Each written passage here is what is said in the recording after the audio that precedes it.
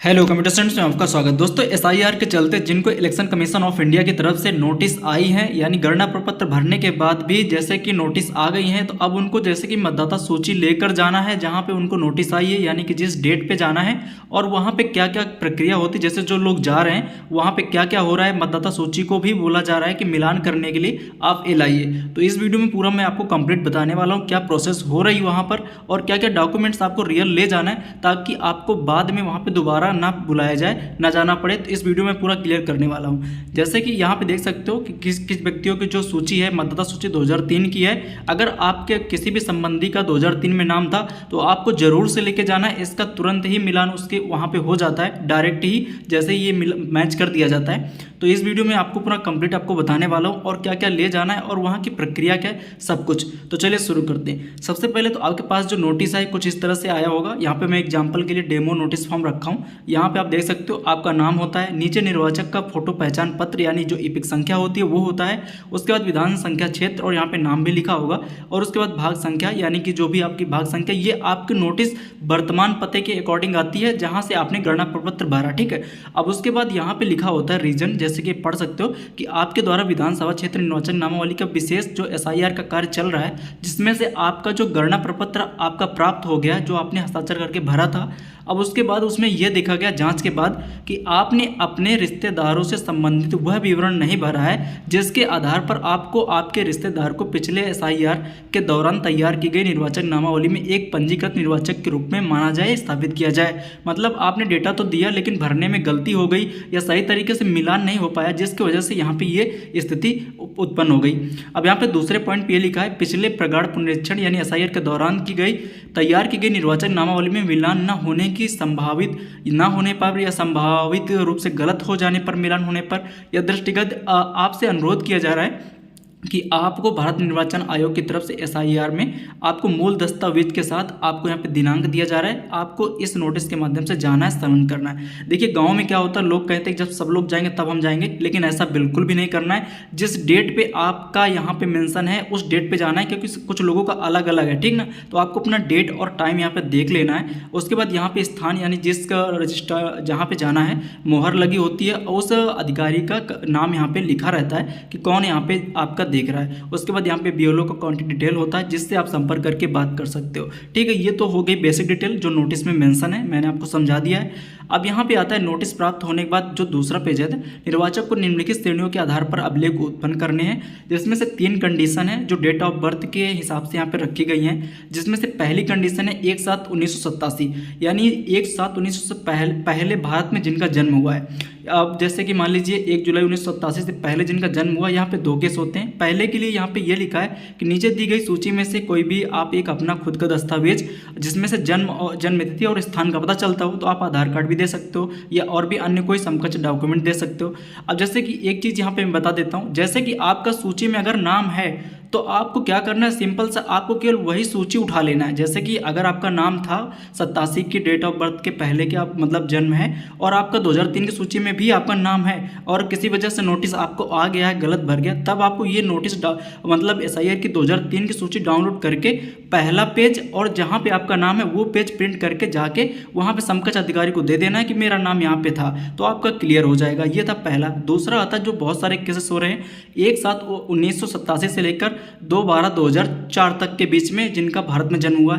अब ऐसे केस में वो व्यक्ति बहुत आ रहे हैं, जैसे महिलाएं जो मायके से जिनकी शादी हुई है इन बीच, तो मायके से उनको डिटेल लानी पड़ रही है, बहुत सारे रिजेक्ट हो रहे हैं। तो यहाँ पे पहला रीजन ये है कि नीचे दी गई स्वयं के लिए कोई भी दस्तावेज दे सकते हो और जन्म और स्थिति का प्रमाण हो, उससे यह स्थान का प्रमाण होता है। और दूसरे में लिखा हुआ है नीचे दी गई सूची में से माता या पिता में किसी एक का आपको उपलब्ध कराना है डॉक्यूमेंट, दस्तावेज में कुछ भी आप दे सकते हो अपने माता या पिता में से किसी एक का जिनका जन्म 1/7/1987 और 2004 के बीच में हुआ है। अब ऐसे केस में मैं आपको ये भी बता देता हूँ कि अगर इनमें से आपके माता पिता का 2003 में आपके मायके में आपको क्या करना है, आपके माता पिता का अगर वहाँ पे है तो आपको तुरंत से वो सूची डाउनलोड कर लेना है और पहला पेज जहाँ पे भी आपके माता पिता का नाम हो, इस तरह से आपको अभी मैं कैसे डाउनलोड करोगे आगे इसी में मैंने जोड़ दिया है, तो अभी देख पाओगे, डाउनलोड भी कर पाओगे घर बैठे। इस तरह से जैसे मान लीजिए 28 नंबर पे आपके माता पिता का आपके मायके में है, अगर कोई महिला है तो वो क्या करेगी, इस पेज को प्रिंट करवा लेगी कि जहाँ पे उसका सीरियल क्रमांक नंबर उसके माता पिता का है वो यहाँ पे प्रिंट करके पहला पेज और वो पेज लेके SIR समकक्ष अधिकारी को दे देगी कि हमारा यहाँ पे नाम था। ठीक है, तो ये दूसरा केस था। इस केस में आप इस तरह से कर सकते हो। आपको अपना डॉक्यूमेंट्स भी एक ले जाना है, आधार कार्ड भी ले सकते हो या अन्य समकक्ष डॉक्यूमेंट भी ले सकते हो। तीसरा पॉइंट ये आता है कि 2/12/2004 के बीच भारत में जन्म हुआ। इसमें से सभी जो अभी आधुनिक जो भी लोग हैं सबका आ जाता है। अब इसमें से बहुत सारे चीज़ ऑप्शन दे दिया गया कि आप क्या क्या ले जा सकते हो। अगर 2004 में है आपका हो सकता है, देखिए यहाँ पे पहले लिखा है नीचे दी गई सूची में स्वयं के लिए दस्तावेज उपलब्ध कराएं जो जिसमें जन्म तिथि और स्थान का प्रमाण होता हो। तो आधार कार्ड भी आप लगा सकते हो क्योंकि इसमें जन्म तिथि और रहता है। बर्थ सर्टिफिकेट भी आप लगा सकते हो जिसमें जन्म तिथि और एड्रेस रहता है। इस तरह से नीचे दी गई दस्तावेज में से किसी एक के यहाँ पे माता पिता, पहले माता में भी आपको लगाना है और पिता का। देखिए 2004 वाले में अपने माता जी का भी एक प्रूफ ले जाना है और पिताजी का भी ले जाना है और स्वयं का भी ले जाना है। 3 प्रूफ ले जाना है यहाँ पे। अब जैसे कि आप चीज़ को ये भी ध्यान रखना है, अगर आपके माता पिता का 2003 में था तो आपको ये सूची प्रिंट कर लेना है, पहला पेज और जहाँ पे भी आपके माता पिता का है। इससे होता क्या है, निर्वाचन कार्यालय अधिकारी के माध्यम से वहाँ पे तुरंत मैचिंग कर ली जाती है और इसको वहाँ पे तुरंत ही मैप कर दिया जाता है। और उसके बाद आपकी वहाँ एक फ़ोटो भी खींचेगी लाइव, वहाँ पे मतलब आपका खींच के अपलोड किया जाता है मैपिंग के समय। तो आपको वहाँ पे कैंडिडेट को जाना पड़ेगा तो फोटो भी वहाँ पे आपकी खींची जाती है। ठीक है ना, तो ये चीज़ आप समझ पाए होगे कि पहला पेज और वोटर लिस्ट का वो पेज आप ले लीजिए ताकि आप दिखा सको कि मेरा पिताजी का नाम था, फिर भी गणना प्रपत्र में नोटिस यहाँ पे आ गई है, तो आप ले जा सकते हो। बाकी यहाँ पे अभिलेख इस तरह से मैंने पिछली वीडियो में बताए थे, आप यहाँ पे स्क्रीनशॉट लेके पढ़ सकते हो। अब यहाँ पे एक 10वें नंबर पर एक जैसे कि आप स्थानीय प्राधिकारी द्वारा तैयार परिवार रजिस्टर की नकल, जैसे किसी व्यक्ति के माता पिता का ना आधार कार्ड है, ना पहचान पत्र है, ना बैंक, ना राशन कार्ड, उस केस में गांव में क्या होता है ऑफलाइन एक रजिस्टर बनाया गया था। जैसे कि आपके पंचायत भवन में जो पंचायत सहायक बैठते हैं उनके पास होगा, तो पंचायत सचिव यानी ग्राम पंचायत अधिकारी के माध्यम से आप रजिस्टर की नकल को बनवा के भी सबमिट कर सकते हो। ये भी आपका एक प्रूफ वहाँ पे माना जा रहा है। तो मेरा जो आज यहाँ बताने का मतलब था वहाँ पे क्या हो रहा मैंने कंप्लीट बताया। आपकी फोटो खींचती है, मैपिंग होती है, फिर उस तरह से आपका सबमिट हो जाता है। ठीक ना, कोई इशू नहीं आएगा। अगर मान लीजिए आपको ये सूची डाउनलोड करना है, ये लिस्ट किस तरह से 2003 की अपने संबंधी की, तो आप अपने BLO से अपना पार्ट संख्या वगैरह पूछ सकते हो। उसके बाद गूगल क्रोम पर जाके ECI यहाँ पे सर्च कर सकते हो, इलेक्शन कमीशन के ऑफिशियल वेबसाइट पे eci.gov.in, इसके लिंक में दे दूंगा डिस्क्रिप्शन में।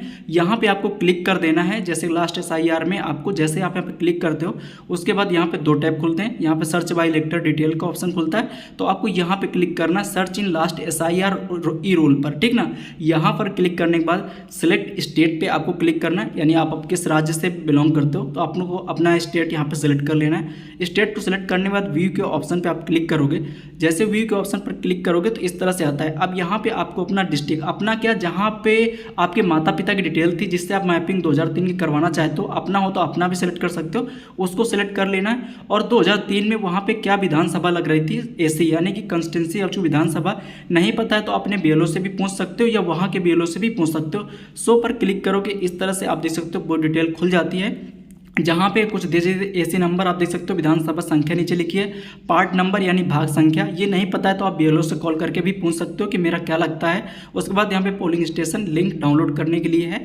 अब जैसे कि मान लीजिए इतने 1 से 50 तक यहाँ पे दिख रहा है, अगर किसी व्यक्ति का नीचे है नहीं समझ में आ रहा है तो उसको क्या करना है, जैसे कि 50 तक है तो यहाँ पे 1 2 3 4 इस तरह से पेज बने हुए, प्रत्येक पेज पे क्लिक करके 50 आगे बढ़ जाएगा। जैसे मैं दूसरे पर क्लिक करता हूँ तो देखिए 51 यानी 51 से शुरू हो गया और 100 तक चला गया। इसी तरह से आगे भी आप देख सकते हो। फॉर एग्जांपल मुझे डाउनलोड करना है गोमती E का, यहाँ पे फूलपुर पश्चिमी भाग का पार्ट नंबर 12 का मुझे डाउनलोड करना है। तो डाउनलोड के लिंक पे आगे क्लिक करोगे, यहाँ पे एक बॉक्स आएगा, सिंपली ये रेड वाले नंबर्स इसी पे भर दोगे और भरने के बाद यहाँ पे सबमिट के ऑप्शन पर क्लिक कर दोगे। जैसे क्लिक करोगे तो देख सकते हो यहाँ पे एक कॉर्नर पे मेरी एक फाइल डाउनलोड हो चुकी है जिसको मैंने यहाँ पे डाउनलोड करके रख लिया। इसी पे आप क्लिक करके यहाँ पे ओपन भी कर सकते हो। देख सकते हो मैंने यहाँ पहले डाउनलोड करके रख लिया था। अब यहाँ पे आप अपना नाम, अपना सीरियल नंबर वगैरह चेक कर सकते हो, यानी जो भी रिलेटिव था उसकी डिटेल आप यहाँ पे प्रिंट कर सकते हो। तो मायके के केस में अपने माता पिता का आप यहाँ पे दे सकते हो। तो अगर वीडियो इंफॉर्मेटिव लगा हो तो आप हमारे चैनल को सब्सक्राइब भी कर सकते हो। थैंक्स फॉर वॉचिंग एंड धन्यवाद।